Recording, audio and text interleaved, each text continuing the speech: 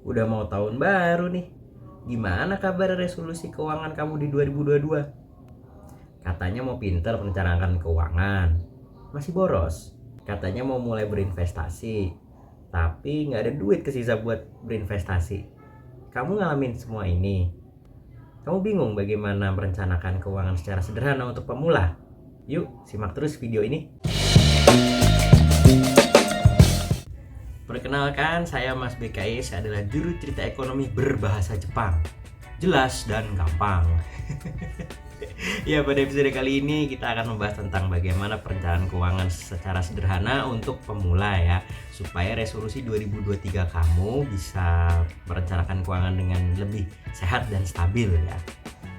Disclaimer terlebih dahulu, saya bukan seorang certified financial planner, tapi saya adalah seorang wartawan yang sering menulis tentang perencanaan keuangan dengan mewawancarai banyak financial planner.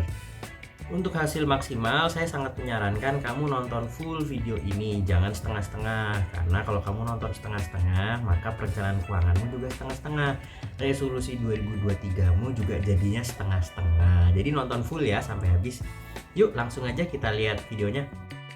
Bagian ini seharusnya menjadi iklan, tapi karena view dan subscribernya masih kurang, jadi belum ada. Makanya, kamu bantu view terus video ini dan subscribe juga ya. Jadi saya menggambar sebuah lingkaran. Anggaplah ini gaji kalian 100% ya. Biar genap dan gampang hitungnya, anggaplah gajinya atau take home pay-nya itu 6 juta ya. Jadi ini bisa kalian sesuaikan juga dengan angka gaji kalian. Ini hanya contoh saja. Dalam merencanakan keuangan, pertama yang terpenting adalah langsung membagi kalian untuk pembayaran cicilan atau kewajiban hutang kalian ya. Nah, itu nilainya maksimal 30% dari gaji. Jadi, kalau gajinya 6 juta, maka utang maksimal yang bisa kamu pakai dari gajimu adalah 1,8 juta. Ini adalah total uang ya. Jadi, misalkan kamu ada utang cicil beli HP, beli motor, pay letter, atau KPR, atau macam-macam lah. Jadi, 30% ini adalah maksimalnya. Jadi kalau kamu sudah punya cicilan sampai 1,5 juta misalnya, maka plafon atau sisa uang yang tersedia untuk kamu cicilan itu hanya 300.000. Ini adalah indikator ideal untuk kesehatan keuangan ya. Ingat ya, 30% maksimal dari gaji gitu ya. Lebih dari 30% boleh saja, tapi itu tidak disarankan karena bisa mengganggu keuanganmu. Soalnya kamu masih punya kebutuhan yang lain. Nah, supaya benar-benar kewajiban itu bisa terlunasi, caranya adalah pada hari pertama kamu gajian, langsung kamu pakai buat bayar kewajiban utang ini. Jangan ditunda-tunda lagi, langsung bayar. Ini supaya kamu tidak dianggap menunggak karena telat bayar. Soalnya dampaknya nanti kamu bisa mempunyai catatan kredit scoring yang buruk. Nanti kamu susah loh kalau mau ngambil kredit lagi. Nggak mau begitu kan? Oke, berikutnya adalah budget kebutuhan. Kebutuhan ini budgetnya minimal 30% dari gaji. Yang termasuk kebutuhan adalah jenis-jenis belanja yang kalau kamu nggak lakukan, maka akan mengganggu kehidupanmu. Maka harus kamu belanjakan, butuh kamu belanjakan. Seperti uang makan, belanja bahan makanan, bayar listrik, bayar air, urusan rumah tangga deh gitu. Terus juga kalau hari ini banyak meeting online atau kamu work from home WFH, maka kita juga butuh pulsa atau paket data gitu ya. Nah, kebutuhan tiap orang ini berbeda-beda ya. Misalkan kamu masih tinggal sama orang tua atau punya saudara yang perlu dibiayain juga, maka kamu bisa masukkan ini sebagai pos anggaran kamu. Nilainya variasi juga ya, tergantung masing-masing karena kebutuhan orang dan kondisi keuangannya kan berbeda-beda. Lalu berikutnya budget keinginan. Budget keinginan ini maksimal 20%.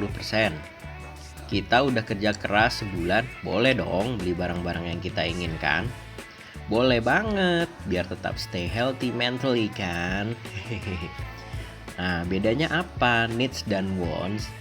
Kalau wants itu barang-barang yang sebetulnya gak mendesak kamu butuhkan, tapi kamu pengen beli. Kata kuncinya pengen, bukan butuh.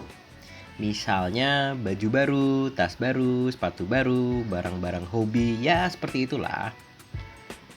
Banyak kasus juga orang yang gak bisa kelola budget keinginan ini, terus duitnya boncos deh. Belanja barang yang diinginkan boleh aja, asal sesuai budget. Nah, disinilah kunci hidup hemat. Kalau kamu bisa menekan hasrat belanja barang-barang yang diinginkan, bukan yang dibutuhkan tadi, keuangan kamu bisa lebih sehat. Budget berikutnya adalah berbagi atau sedekah.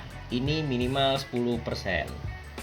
Ada ungkapan, rezeki itu harus dibagi, dan dalam berbagai agama pun mengajarkan untuk berbagi kepada sesama. Nah, hal ini bisa kamu budgetin nih di perencanaan keuangan kamu. Nilainya boleh lebih ya, dan ini hanya sekedar patokan saja.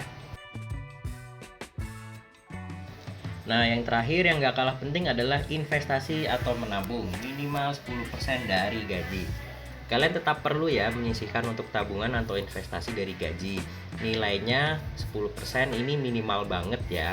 Tentu kalau kalian bisa mengelola pos pengeluaran lainnya, nilai yang bisa disisihkan untuk investasi atau tabungan bisa lebih besar. Supaya duitnya bisa langsung kesimpan, begitu kamu gajian langsung kamu sisihkan ke rekening lain. Kalau kamu sisihkannya terakhir di sisa gaji kamu, ya nggak bakal tersisa, pasti deh gitu ya. Untuk pemula bisa dimulai dari simpan dulu uangnya di rekening lainnya yang terpisah dari rekening gajian kamu, biar uangnya nggak kecampur. Jadi misalnya kamu gajian di rekening bank biru swasta. Nah, coba kamu simpan uangmu di rekening bank biru BUMN atau sebaliknya ya, itu hanya ilustrasi saja. Nah, kalau uangnya udah cukup banyak, kamu bisa taruh uangnya di berbagai instrumen investasi, bisa mulai dari deposito, emas, reksadana, saham, dan lain-lain. Berikutnya saya akan coba bikin video jenis-jenis instrumen investasi ini ya, jadi kamu pantengin terus channel ini. Oke, demikian tadi adalah video tips-tips perencanaan keuangan untuk pemula secara sederhana ya. Kalau kamu merasa video ini bermanfaat, bisa kamu share juga ke teman kamu, keluarga kamu, pacar kamu, tetangga kamu, siapapun lah itu ya.